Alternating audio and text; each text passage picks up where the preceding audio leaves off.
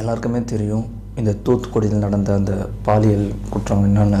ஏன்னா +2 படிக்கிற பொண்ணு, அதுவும் எக்ஸாம் நடந்துகிட்ருக்கு. ஸோ இந்த மாதிரி டைமில் இந்த மாதிரி விஷயங்கள் நடக்கிறது எவ்வளோ பெரிய என்றது நம்மளுக்கு தெரியும். ஸோ இந்த ஆட்சி எப்படி இருக்குன்றது எல்லாருக்குமே தெரியும். பட் அது யாருக்கும் தெரியக்கூடாது, இது மூடி முடிச்சலான்னு சொல்லி நிறைய ஊடகங்கள் இதை அப்படியே மறைச்சி விஜய் டாபிக் தான் பேசணுன்றது தான் எங்களோட அஜெண்டாவே இருக்குது. ஏன்னா ஒரு ஸ்கூல் படிக்கிற பொண்ணு அங்கே கழிவறை இல்லாத காரணத்தினால சரி காட்டு பக்கம் ஒதுங்கியிருக்காங்க.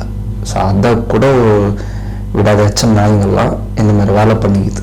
அது துண்டு துண்டாக வெட்டி போட்டு அந்த பொண்ணு என்னென்ன கனவு வந்திருக்கும், இந்த படித்து முடிச்சுட்டு காலேஜ் சேரணும், இந்த கோர்ஸ் படிக்கணும், வீட்டை நல்லா பார்த்துக்கணும், அம்மா அப்பாவெல்லாம் பார்க்கணுன்ற எவ்வளோ ஒரு நினைப்பில் வந்திருக்கும்.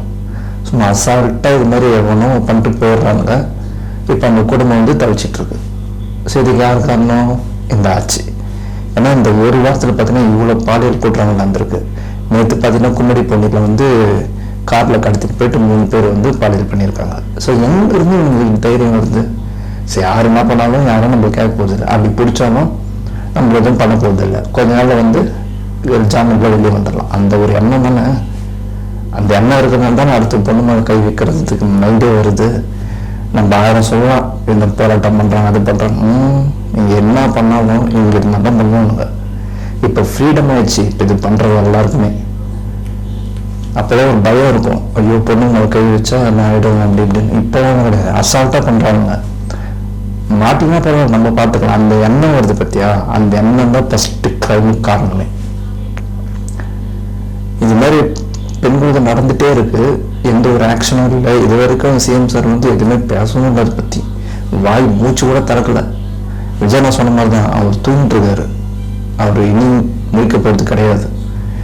இந்த எலெக்ஷன் முடிச்சுன்னா அவரோட வாஷ் அவுட் தான். மக்கள் எல்லாருமே எப்படி இருக்காங்கன்றதை அவர் நேரில் போய் பார்க்கணும். உடனே கேட்கலாம், விஜய் போய் பார்த்தாரா அப்படின்னு. இப்போ ஆட்சியில் இருக்கிறது யார்? நம்மளால குரல் தான் கொடுக்க முடியும், ஆக்ஷன் எடுக்க முடியாது. நம்ம இப்போ பவரில் இல்லை. யார் பவரில் இருக்கிறோம் அவங்கள தான் நமக்கு கேட்கணும். 97 MP கனிமொழியாளர்கள் போனாங்க, நாக்கு பிடிக்கிற மாதிரி கேட்டாங்க, 2 நாள் பொறுத்து வரீங்களேன்னு. இன்னொரு சைடு பார்த்தீங்கன்னா ஆதிவாஜனர் போயிருந்தாரு, என் விஜய் போல. அப்போது பெண்களுக்குன்னா எனக்கு புரியவே மாட்டேங்குது. விஜய் போல விஜய் வரல. அப்போ ஆட்சி நடக்கிறவங்க பற்றி கேட்க மாட்டீங்க. ஏன் இப்படி ஆச்சு, உங்கள் ஆட்சியில் தான் ஆயிடுச்சு இது, ஏன் நீங்கள் இதெல்லாம் பதில் சொல்லணும்னு கேட்க மாட்டீங்க. அதுதான் நம்ம சொல்கிறோமே, இந்த எலும்பு தொண்டு கவர்றதுலாம் தான் பேசும். இந்த யூடியூப்பில் பேசுறதுங்க சிலது, இந்த சோஷியல் மீடியாவில் பேசுறது, விஜயனை கூட ஒர்க் பண்ணவங்களே விஜயனை பற்றி தப்பாக பேசுறது, இந்த பார்த்திபன், இந்த சமுத்திரக்கனி, இவங்களாம் என்னாச்சுன்னு தெரியாது. இவங்களாம் ஃபஸ்ட்டு ஓகே அப்படின்னு நினச்சோம். இப்போ ரொம்ப கேவலமாக இறங்கிட்டாங்க. நீங்கள் பண்ணுங்க, உங்கள் ஹிஸ்ட்ரிலாம் எடுக்கிறதுக்கு ரொம்ப நேரம் இல்லை, ஆல்ரெடி ஹிஸ்ட்ரி போட்டுன்னு இருக்காங்க பசங்க.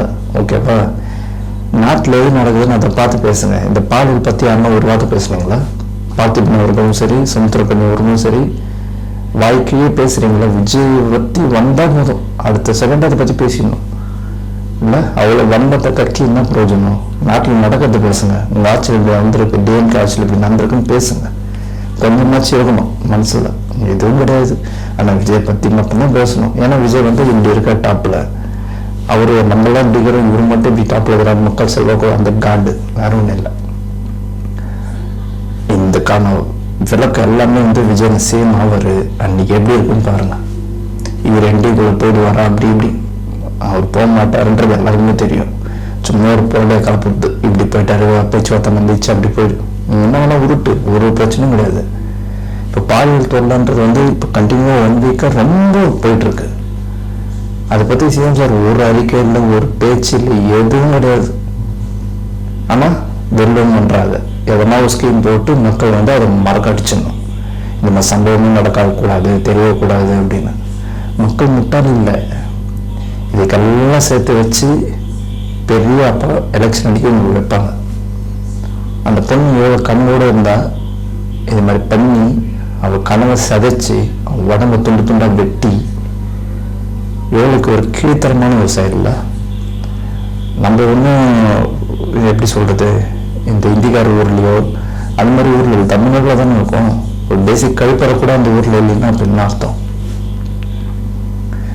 பெண்கள் எவ்வளோ பாதுகாப்பாக இருக்கணுன்றது ரொம்ப முக்கியமாக இருக்குது. இந்த வாட்டி போன வாட்டி விஜயகாந்த் சார் விட்டுட்டோம், இந்த வாட்டி விஜய் நான் விட்டுட்டோம்னா நஷ்டம் விஜயனுக்கு கிடையாது, நமக்கு. நாளைக்கு உங்கள் குழந்தை ஸ்கூல் போகும்போது நிம்மதியாக போகணும்னு நினச்சிங்கன்னா ஆட்சி மாறணும். இல்லைப்பா நம்மளுக்கு ஆட்சி மாற தேவையில்லை, பெண்கள் மீது தான் நாசமாக போகணும்னு நீங்கள் நினச்சிங்கன்னா உங்கள் விருப்பம்.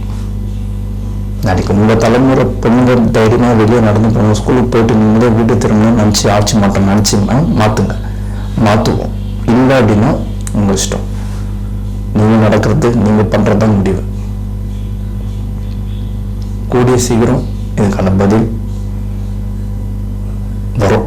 விஜயநகர்கிட்டேருந்து சிஎம் ஆகிட்ட பிறகு இதுக்கான முடிவு எல்லாமே தெரிய வரும். ஒரு புது ஸ்ட்ராட்டஜியோட விஜயன் வருவார், இது எல்லாமே மாறும்.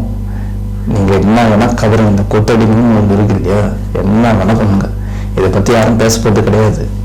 இப்போ தான் ஒரு 2-3 பேர் தான் பேசுகிறாங்க, நியூஸ்லேயே டெபிட்டா. அதுவும் ஆஜினா சொன்னது பிறகு தான், இன்னும் சொல்லாது எவ்வளவோ இருக்குது. இன்னும் கொஞ்ச நாள் தான், இப்போ எலெக்ஷன் டேட் அறிவிச்சிட்டாங்கன்னா சொல்லி முடிஞ்சிச்சு. அப்புறம் விஜய் வருவார், அப்போ பார்த்துக்கலாம் என்ன ஏதுன்றது. ஓகே, கான்ஃபிடென்ட்டாக இருங்க, நல்லதே நடக்கும், வெற்றி நிச்சயம். தேங்க்யூ.